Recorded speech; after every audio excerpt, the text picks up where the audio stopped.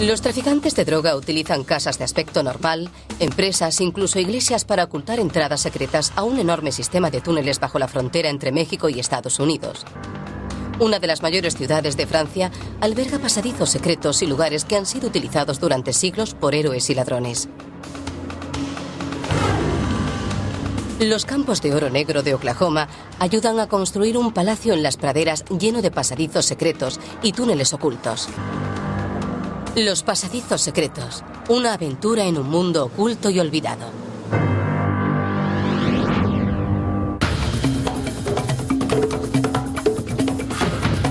Estamos investigando un túnel de la droga excavado a mano. Hemos detenido a 4 personas.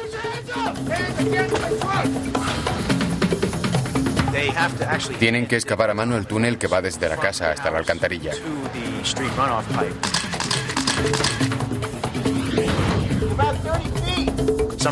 Todavía quedaba parte del cargamento de marihuana en el desagüe y ahora estamos intentando sacarlo.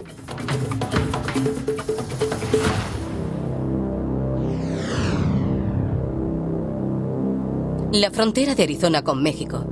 Una franja de 560 kilómetros de desierto interrumpida, de vez en cuando, por algún pueblo pequeño.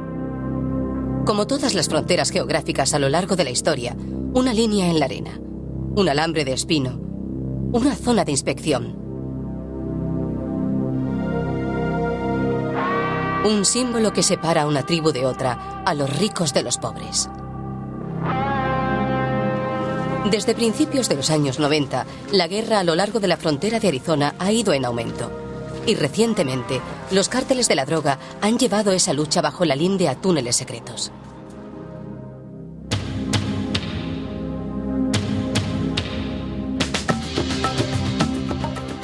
La mayor parte de las batallas han tenido lugar en Nogales, Arizona, un pueblo de 20.000 habitantes, desde una ciudad mexicana con el mismo nombre y una población 20 veces superior. Un par de alcantarillas conectan las dos ciudades bajo las calles de los barrios a cada lado de la frontera, proporcionando a los traficantes un medio para pasar la droga.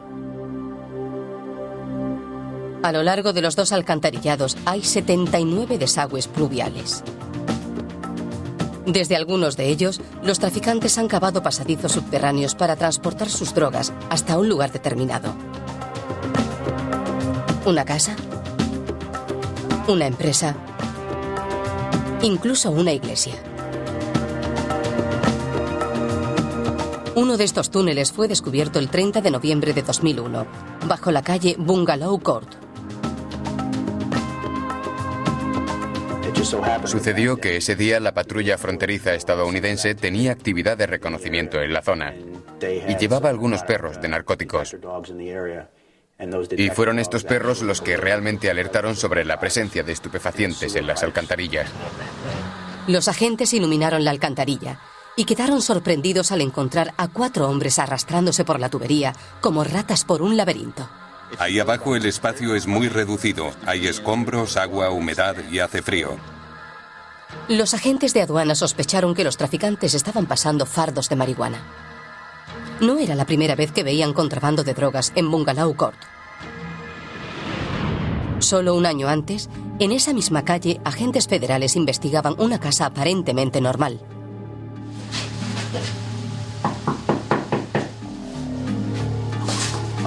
Aquel día, el agente Dave Barron fue al 95 de Bungalow Court con un par de compañeros e intentaron ponerse en contacto con el propietario. Llamaron a la puerta, pero no recibieron respuesta alguna. Entonces se dieron cuenta de que en una de las ventanas frontales había tierra entre la persiana y el cristal. La tierra levantó la sospecha. Implicaba una excavación, y eso significaba túneles. Los agentes sospecharon que los traficantes de droga habían atravesado la frontera en secreto a través de uno de los 2 alcantarillados internacionales. Y luego se arrastraron unos 300 metros a través de un estrecho desagüe bajo la calle.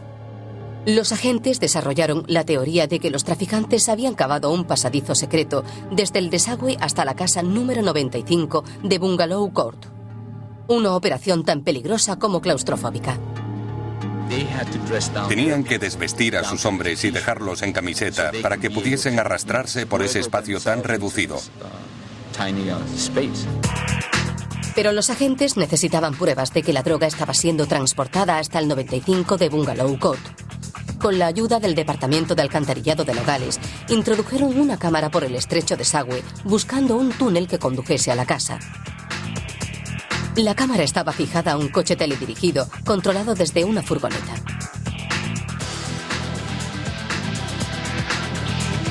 Vimos que algo obstruía la conducción justo enfrente del edificio. Y convencimos a uno de los agentes de narcóticos que trabajaba con nosotros para que se arrastrara por la tubería de 76 centímetros. Y llevó la cámara del Departamento de Alcantarillado de Nogales unos 150 metros para filmar el área frente al 95 de Bungalow Court.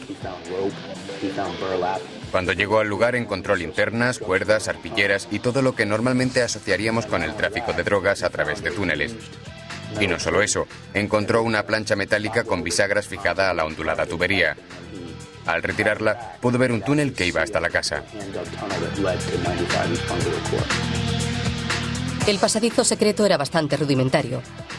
Desde la casa, los traficantes perforaron el suelo de madera y, trabajando al abrigo de la noche, fueron extrayendo la tierra con palas. Excavando enteramente a mano, el pasadizo tenía unos 7 metros de longitud y solo 1 metro de alto, pero les llevó meses terminarlo.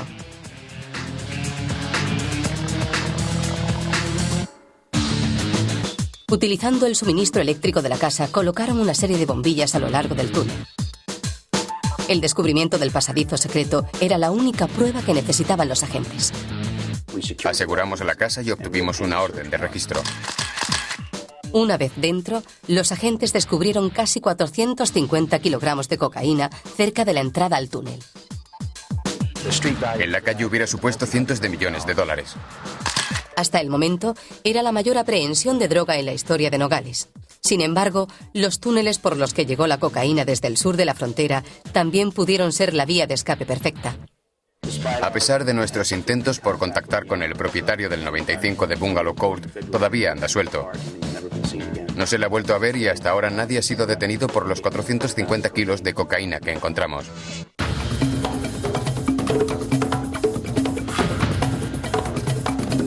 Un año más tarde, cuando los perros alertaron de la presencia de drogas en esa misma calle, los agentes pudieron detener a 4 hombres cuando subían por el mismo túnel utilizado para pasar cocaína el año anterior. Cuando se baja al túnel, solo hay espacio para moverse con los hombros de un lado al otro.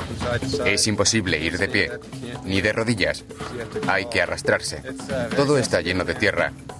Y ese es el problema cuando se está ahí abajo. Porque es un desagüe, pero ahora está seco.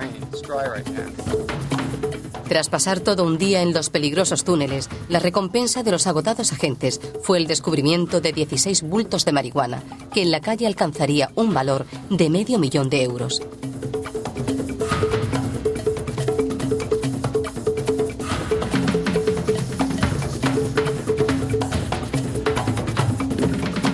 Fue un buen día para la aduana.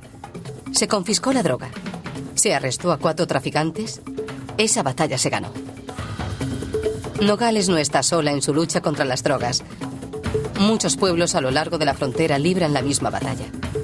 Los pasadizos se hacen más sofisticados, los alijos cada vez mayores. Un pequeño pueblo fronterizo, Naco, está situado en un valle del desierto, 80 kilómetros al este de Nogales. El Departamento de Lucha contra la Droga sospechaba que la cocaína procedía de una casa prefabricada en un barrio de Naco, a unos 30 metros de México. Agentes federales registraron la zona. En medio del polvo y la basura hallaron lo que sospechaban, un túnel secreto excavado para el tráfico de drogas. El túnel medía unos 70 metros desde la casa en Estados Unidos hasta otra casa en México, pasando bajo la frontera.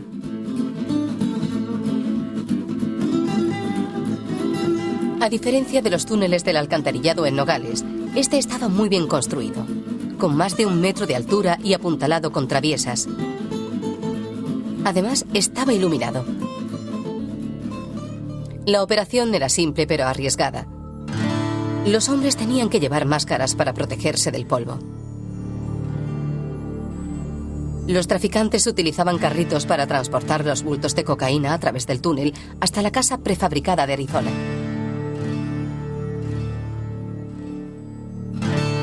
Los mismos camiones que supuestamente transportaban materias de construcción llevaban en realidad la droga.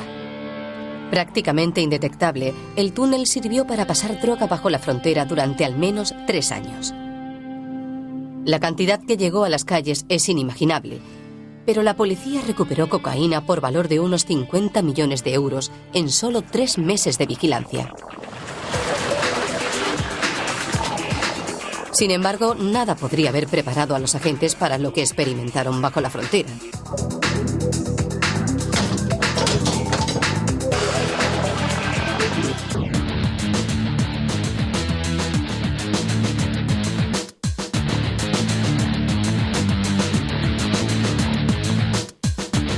A lo largo de la historia del tráfico de drogas, los cárteles mexicanos han utilizado una serie de ingeniosos métodos subterráneos para introducir narcóticos en el país.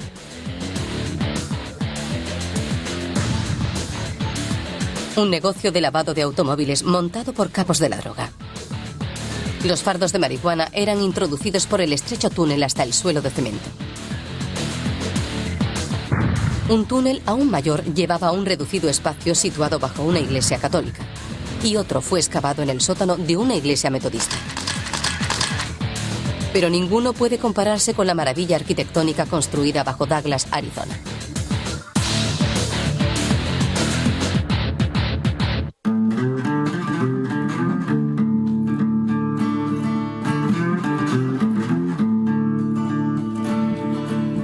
El jefe de aduanas de Douglas, Lee Morgan, dirige el departamento con la valentía de un sheriff del viejo oeste. Su territorio es la frontera que separa Douglas, deprimida ciudad de Arizona, de su aún más deprimida hermana mexicana, Agua Prieta. En 1987 comenzamos a incautar mucha cocaína en el punto de entrada. Solíamos encontrar grandes cantidades en los maleteros de los coches y en dobles fondos. Hablo de unos 250 kilos por vehículo. Los hombres de Morgan comenzaron a buscar alguna pista. Rafael Camarena, un hombre que afirmaba ser empresario mexicano, pero actuaba más bien como un gángster de película, era un hombre que salía a relucir demasiadas veces. Este hombre movía mucho dinero y se relacionaba con la gente adecuada a ambos lados de la frontera. El adinerado Camarena pagó casi $1 millón en efectivo por toda una manzana en Douglas y la convirtió en un negocio de cemento y materiales de construcción. Dirigía la operación desde un nuevo almacén de unos 8 por 22 metros, a unos 45 metros de la frontera y otros 45 metros de un rancho que se había construido en México. Cuando los agentes relacionaron a Camarena con un importante cártel mexicano que traficaba con grandes cantidades de cocaína a través de la frontera, Lee Morgan comenzó a sospechar del almacén de Camarena en Douglas. Comenzamos a vigilar el almacén en secreto. Y posteriormente, en 1990, seguimos a una camioneta hasta Chandler, Arizona, donde confiscamos más de 1.000 kilos de cocaína mientras era descargada.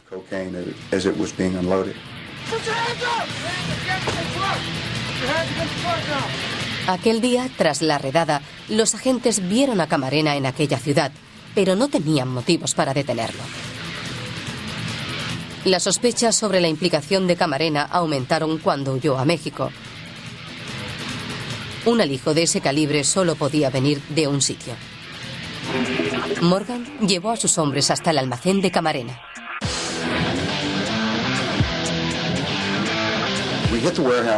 Asaltamos el almacén con una orden de registro y encontramos el desagüe, un sumidero grande en el suelo.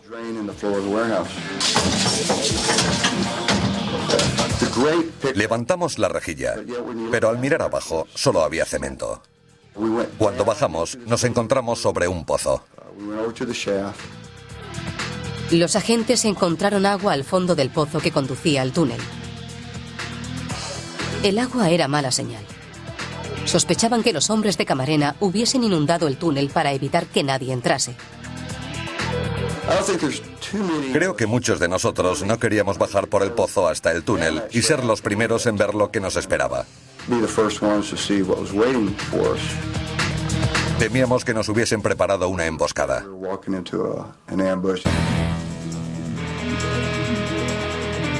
Armado con un rifle, Morgan bajó unos 9 metros y se sumergió en las turbias aguas. Se estaba metiendo en problemas, pero había sido entrenado para eso.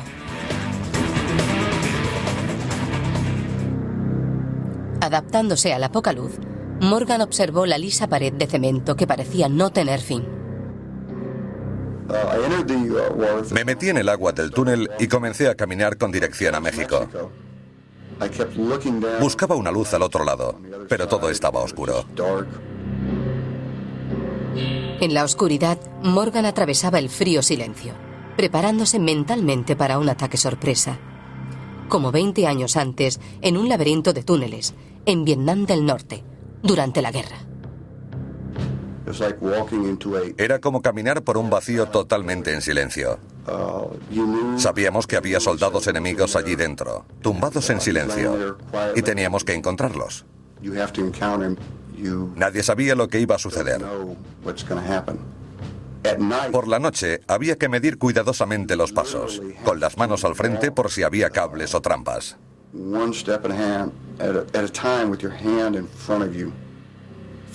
Pasé de tener 18 años a 40 en cuestión de 11 meses. Pero este enemigo era diferente. Y también las trampas. Me di cuenta de que a medida que avanzaba, el agua subía de nivel. Yo no estaba seguro de lo lejos que estaba México, y el agua subía demasiado. Di la vuelta y me volví a Arizona tan rápidamente como pude. Una vez fuera, Morgan se puso en contacto por radio con la Policía Federal de México, que pidió una orden para registrar la casa de Camarena al otro lado de la frontera. Morgan y sus hombres permanecieron en contacto desde Arizona. Al otro lado, los federales descubrieron una entrada al túnel extremadamente complicada bajo el suelo de la casa de Camarena en México. Posteriormente descubrieron que aquel suelo que rompieron cubría 2 elevadores hidráulicos, parecidos a los que se usan en los talleres mecánicos para reparar los coches. Con el descubrimiento del suelo hidráulico, los agentes de los dos países entraron en el túnel desde ambos lados de la frontera. Se encontraron en medio, asombrados por lo que habían encontrado. El pasadizo descendía 9 metros antes de ascender hacia la frontera. Su longitud total era la de un campo de fútbol, con bóvedas de 1,5 metros de altura. La policía concluyó que Camarena utilizaba hombres para cargar la mercancía a través del túnel desde México. Estos subían por el pozo del almacén de Douglas. Abrían la rejilla y entregaban la cocaína a sus compadres de Arizona. Había que abrirla desde el interior. No podía abrirse desde fuera, lo que fue muy buena idea por su parte. Pero la pregunta sobre quién construyó el túnel tan complicado sigue sin respuesta.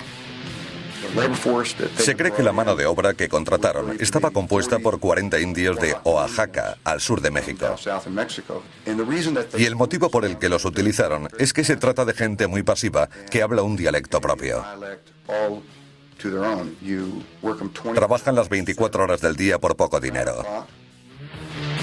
Mantener a los indios prácticamente en la esclavitud le ayudó a garantizar que la localización del túnel nunca sería revelada.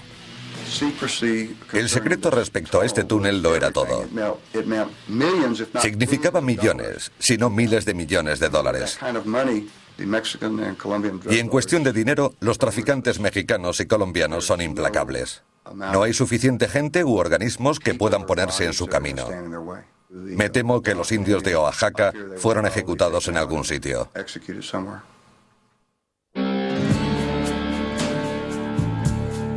Explotados por Camarena, los indios de Oaxaca construyeron el más moderno túnel de la droga jamás descubierto. Aunque Camarena se benefició de él, A la larga fue atrapado, juzgado y declarado culpable de tráfico de drogas. Ahora cumple condena en una prisión federal de Estados Unidos. Siempre atrapamos a estos tipos. Desde el descubrimiento del túnel de Douglas, los agentes de narcóticos han descubierto algunos otros a lo largo de la frontera entre México y Arizona. Y creen que hay muchos más. Podemos confirmar la sospecha de que hay muchos más túneles. Estamos investigando sobre algunos y pensamos que hay muchos otros sobre los que no sabemos nada. La historia estaría de acuerdo. Los pasadizos secretos han sido durante mucho tiempo conductos para el contrabando internacional de bebidas alcohólicas, inmigrantes clandestinos, esclavos, armas, secretos de guerra y ahora drogas.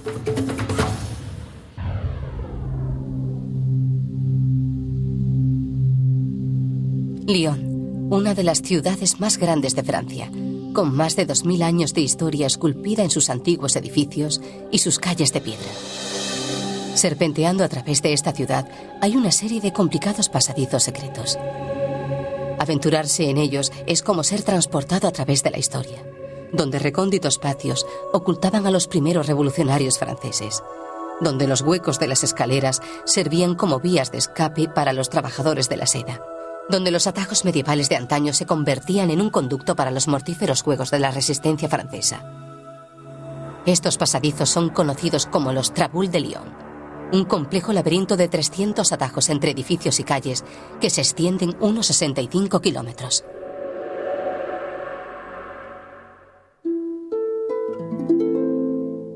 Los primeros Traboules datan de la Edad Media, cuando la afluencia de comerciantes y banqueros trajo prosperidad a Lyon.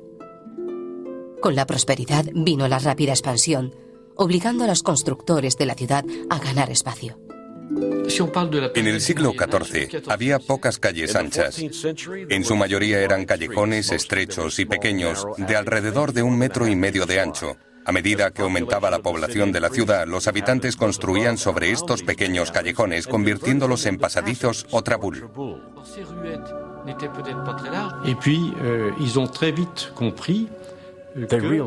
Enseguida se dieron cuenta de que cuando construían un traboule, un pasaje que conectaba dos edificios, ahorraban espacio, mientras que al construir una calle se desaprovechaba terreno. Los traboules variaban en estilo y complejidad. Algunos eran pasadizos cubiertos que conectaban dos calles. Otros eran escaleras de varios pisos entre los edificios. A medida que Lyon crecía, también lo hacía el número de traboules. La creciente red transformó la ciudad en un auténtico laberinto. Los ciudadanos utilizaban el laberinto para crear atajos por toda la ciudad.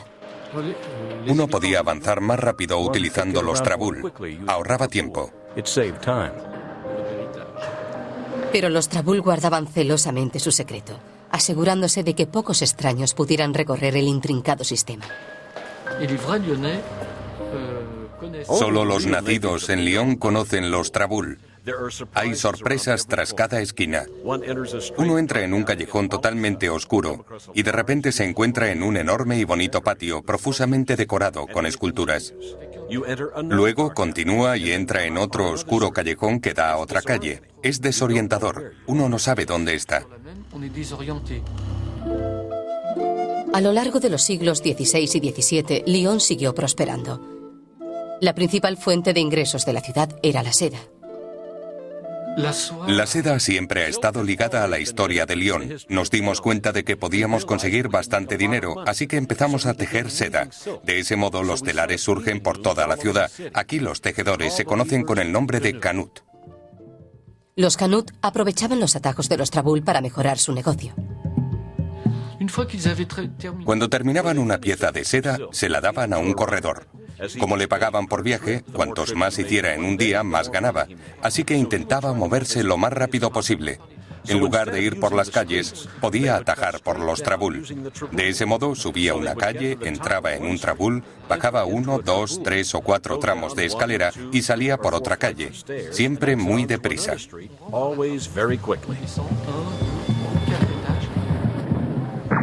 En 1789, la violencia frenó bruscamente el próspero comercio de seda de Lyon. La caída del rey Luis XVI dividió al pueblo en una de las revoluciones más sangrientas de la historia. Durante el constante fuego de los cañones y los mosquetes por toda la ciudad, sus habitantes se refugiaban en los callejones recónditos de los Trabul. Hubo violentos combates entre los amantes de la libertad y los monárquicos durante el llamado Reinado del Terror. La gente utilizaba los Trabul para escapar, entrando por un edificio y saliendo por otro. Tras la revolución, la economía de Lyon resurgió bajo el reinado de Napoleón. El desarrollo industrial aumentó la productividad de las sederías. A pesar de este desarrollo, los Canut llevaban una difícil vida de arduo trabajo bajo duras condiciones. La vida de los Canut era muy triste. No ganaban mucho dinero. Simbolizaban la vida del trabajador en el siglo XIX. En 1832, cuando las condiciones para los trabajadores de la seda mejoraron, hubo nuevos derramamientos de sangre en Lyon. Y de nuevo los Trabul sirvieron de refugio. En Lyon, Francia, estos pasadizos secretos conocidos salvaron la vida a cientos de trabajadores de la seda en el siglo XIX. Se sublevaron. Habían sido forzados hasta el extremo por sus jefes, por tropas que recibían órdenes de disparar contra ellos, y aquello les hizo tomar las armas, y se ocultaron en los Trabul. Lyon encontró la paz cuando terminó la rebelión de los Canut, en 1840. La ciudad permaneció tranquila durante 100 años. Luego, en 1940, las tropas de Hitler invadieron Francia. Durante los 3 años siguientes de conquista nazi, pequeños grupos clandestinos de defensores de la libertad surgieron por todo el país para oponerse a la ocupación. Así, en 1943, el general francés Charles de Gaulle unió a los grupos bajo su liderazgo. Escogió Lyon y su intrincado sistema de pasadizos secretos como base de operaciones para la recién nacida resistencia francesa. La red de Trabul fue utilizada por los miembros de la resistencia porque facilitaba el contacto y porque los alemanes tenían dificultades para encontrar las entradas. Con las calles francesas controladas por los nazis, los miembros de la resistencia dependían de los Trabul para pasar documentos importantes. Los Trabul eran discretos. Permitían que uno pudiese asegurarse de que la calle estaba despejada, permaneciendo cautelosamente oculto entre las sombras. Eran prácticos para la comunicación, para dejar mensajes secretos. La transmisión segura de los mensajes secretos fue el alma de la resistencia. No había teléfonos móviles o walkie-talkies y la gente se comunicaba mediante señales de un Trabul a otro. Responsable de entregar documentos secretos al líder de la resistencia, Jean Moulin, el joven de 22 años, François-Yves Guillaume, fue seleccionado para el difícil puesto de enlace encargado de la correspondencia. Guillaume y sus camaradas confiaban en una técnica sencilla pero efectiva para pasar la información. Había muchos buzones en un Trabul, así que podíamos añadir uno y marcarlo con un nombre inventado. Ese buzón serviría a la resistencia encargada de sabotear y descarrilar los convoyes militares alemanes. Así pues, en Lyon, en un callejón al que se llega a través de un Trabul, se encontraba ese buzón secreto. El peligroso juego requería vigilancia constante para asegurar que la Gestapo no acechaba en las sombras. Sobre todo había que ser prudente. Cuando uno caminaba tenía que mirar a su alrededor para asegurarse de que nadie le seguía, o detenerse y mirarse en el escaparate de una tienda para ver si la persona que le seguía también se paraba. Y si lo hacía, debía tener cuidado y hacer algo diferente, pero nunca llevarlo hasta la localización secreta. Desde 1943 hasta el final de la guerra, los Trabul jugaron un papel principal en el éxito de uno de los mayores movimientos clandestinos de resistencia de la historia. Todos los grandes líderes usaban los Trabul. Los agentes que les servían también lo hacían. Muchísima gente los utilizaba. Fueron la base de la resistencia. Durante más de 500 años, a través de revoluciones y guerras, los Trabul de Lyon sirvieron de refugio frente a la persecución y la muerte. Hoy quedan pocos signos tangibles de su sangrienta historia. La mayor parte de los buzones ocultos de la resistencia han desaparecido. La Revolución Francesa y las guerras de la Seda de Lyon solo son recuerdos relatados en diarios y novelas. Pero los secretos de los Trabull están entretejidos en la estructura de esta antigua ciudad. Hay un estado de ánimo que guarda relación con la arquitectura. Calles estrechas, numerosos cuartos subterráneos y siempre ese lado misterioso de secretismo. A los habitantes de Lyon nos encantan los secretos. Somos totalmente discretos y los Trabull contribuyen a ello.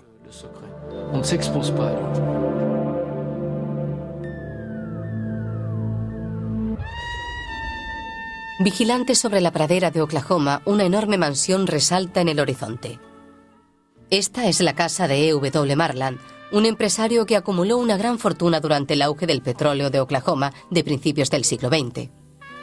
Dentro de su espectacular palacio construyó túneles y pasadizos secretos, sus lugares favoritos para lo que más le gustaba: las fiestas, el contrabando y sobre todo el juego.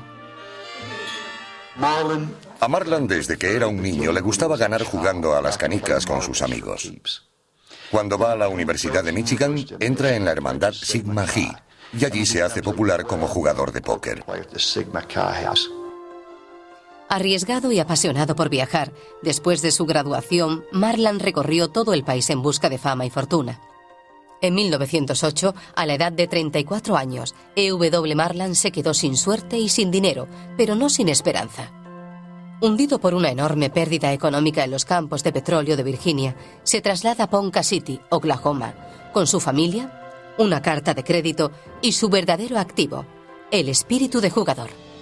Marland compró un trozo de tierra a un indio de Ponca e inició su última jugada, la búsqueda ilegal de petróleo.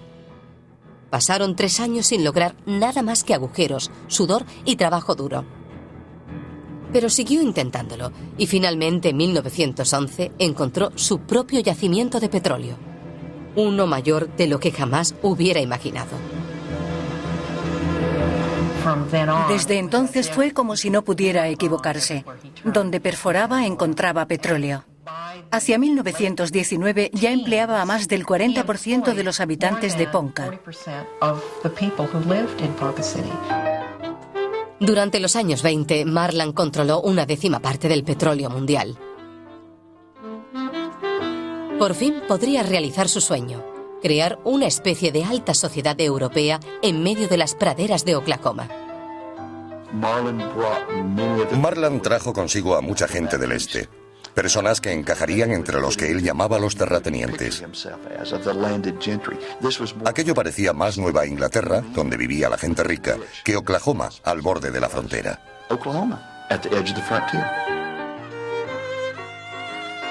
Marland y su esposa, Virginia, vivían en una casa de 22 habitaciones en Ponca City, pero su sueño iba más allá de una casa enorme. Quería un palacio.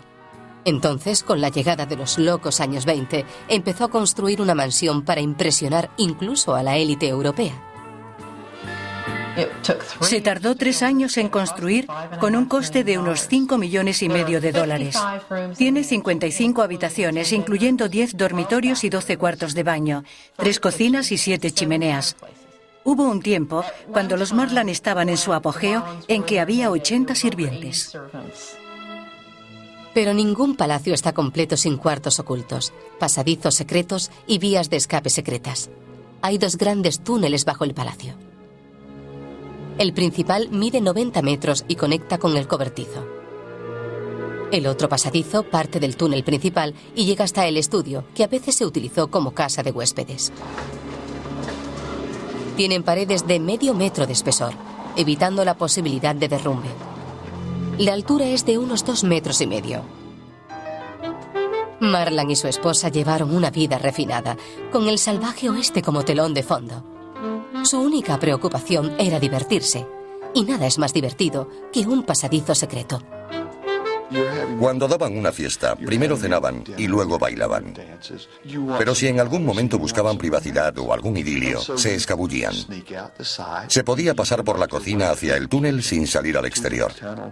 Simplemente atravesaban la puerta, caminaban unos 70 metros y llegaban al cobertizo. Las olas bañando la orilla. Algo romántico. Se trataba de un escenario muy romántico.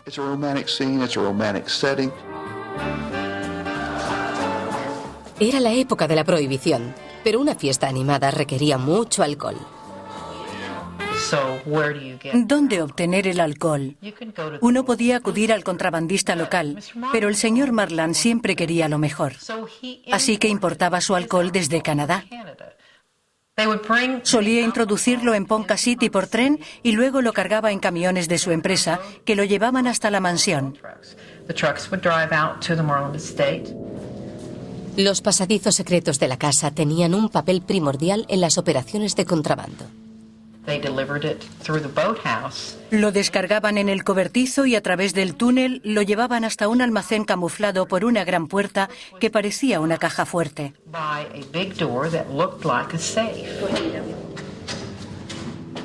El almacén medía 3,5 metros por 2, espacio suficiente para almacenar varios cientos de botellas de whisky de calidad superior. De ese modo, cuando el señor Marland daba fiestas en la mansión, podía ofrecer el mejor whisky a sus invitados. Lejos de la entrada principal, un cuarto escondido, fuera de la cocina, le servía a Marland para disfrutar de su pasatiempo favorito, el juego. Las apuestas eran altas y no siempre ganaba. Cuando se jugaba al póker como lo hacía Marland, solía haber varios miles de dólares sobre la mesa. En ocasiones perdía $50,000 en una noche. Eso era una enorme suma de dinero en juego. La propiedad de Marland estaba justo en el umbral del salvaje oeste. Los robos y los asesinatos ocurrían a diario. Pero si alcanzaba las puertas del palacio, Marland tenía muchas vías de escape para sus invitados. Podían escapar a través del túnel. La puerta estaba en la sala de juego y tenían dos formas de escapar. Podían dirigirse hacia el final del túnel y salir por el cobertizo donde estaba el lago, o bien podían coger el túnel hacia la izquierda y salir por el estudio. Las habitaciones astutamente camufladas y ocultas también servían como nidos de amor para ocasionales citas nocturnas. En la planta de abajo, en el salón de caza, hay puertas hermosamente talladas que se abren hacia la cocina y también al otro lado de la gran chimenea. Y por alguna razón hay una puerta escondida dentro de la chimenea y un cuarto más o menos grande tras ella.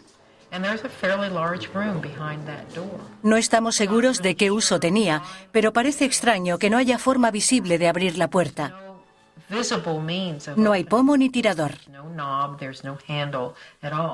Aunque nadie está seguro del propósito de ese cuarto, todos los pasadizos secretos reflejaban la jubilosa personalidad de Marland. E.W. Marland se divirtió muchísimo. Probablemente mandó construir pasadizos secretos para mostrárselos a sus amistades. Creo que tenía un alegre sentido de la vida. Era muy divertido. La diversión no duró mucho. Solo 1 año y medio después de que Marland se mudara a la casa de sus sueños, el despiadado magnate J.P. Morgan jugó sucio contra su compañía petrolera y le obligó a renunciar. Marland nunca lo vio venir. Simplemente no tenía concepto del dinero. Siempre creyó que el dinero estaría allí cuando lo necesitara. Y luego, de repente, se terminó. Lo perdió todo. Incluso su amado palacio fue vendido por $66,000. Su único consuelo es que se le permitió vivir en el estudio. Durante los últimos 10 años de su vida, Marland tuvo éxito en la política, pero nunca fue capaz de recrear el noble estilo de vida que tan brevemente probó. Muere como un hombre pobre, en una pequeña habitación del estudio de la mansión Marland, mirando por la ventana a la casa que una vez poseyó. A E.W. Marland le gustaba un buen juego de azar. Fue su pasión la que lo trajo a la frontera del oeste, donde lo apostó todo por el sueño americano de prosperidad. Al final, le falló la jugada. Pero su grandioso palacio, con sus pasadizos secretos y sus cuartos ocultos, aún se alza orgulloso sobre la pradera de Oklahoma.